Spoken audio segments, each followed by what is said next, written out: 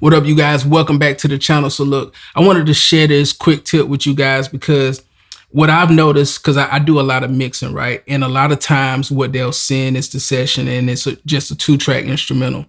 And what I've noticed is that a lot of times the balance in the instruments is just off. The drums are always too loud. I ain't gonna say always, but if the balance is off, it's always the drums are just too loud and the instruments are just too low.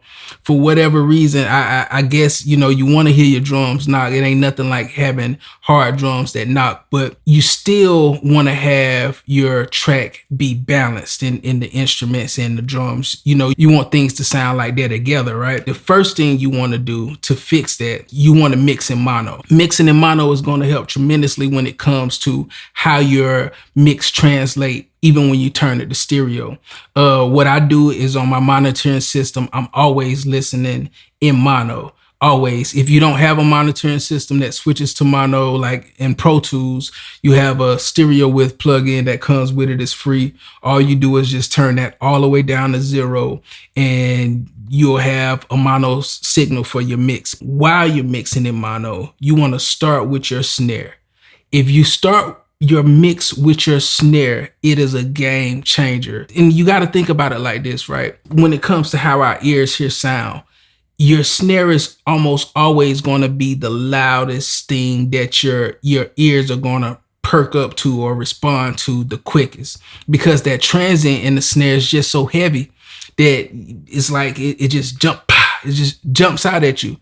And when you mix in mono, start with your snare and you try to get your instruments like right underneath your snare. If you guys watch my content or watch my videos, when you're listening to these videos or when I'm working, I'm listening in mono and I'm mixing everything to my snare.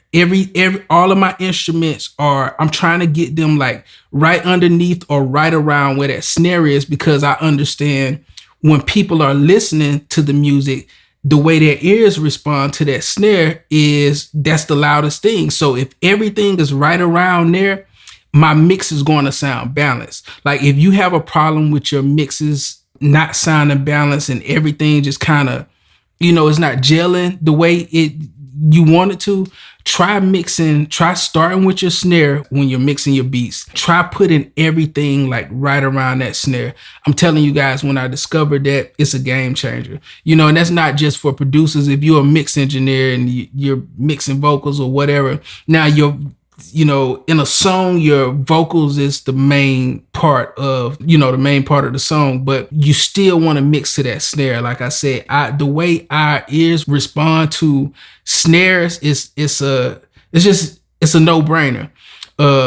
And when I discovered that, it changed the way I mix, like tremendously. It changed the way my mixes sound. So I just wanted to share that real quick with you guys, because I feel like I'm hearing it more often where mixes just sound off balance. That tip right there, it really, really helped me. I guarantee you, if you never tried it before, it's going to open up your eyes to the way your mixes sound, or they're going to sound better.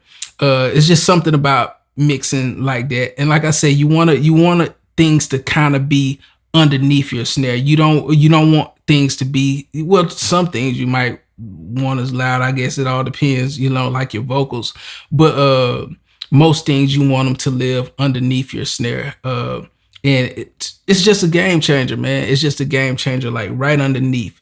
But mixing in mono and mixing things to your snare. So try that out. And I want you guys to come back, drop a comment. Let me know if it works for you guys. All right. Also, shout out to all the new members of the channel. If you're not a member of the channel, please consider becoming a member. If you're not a subscriber of the channel, please consider subscribing, and I'll catch you guys on the next one.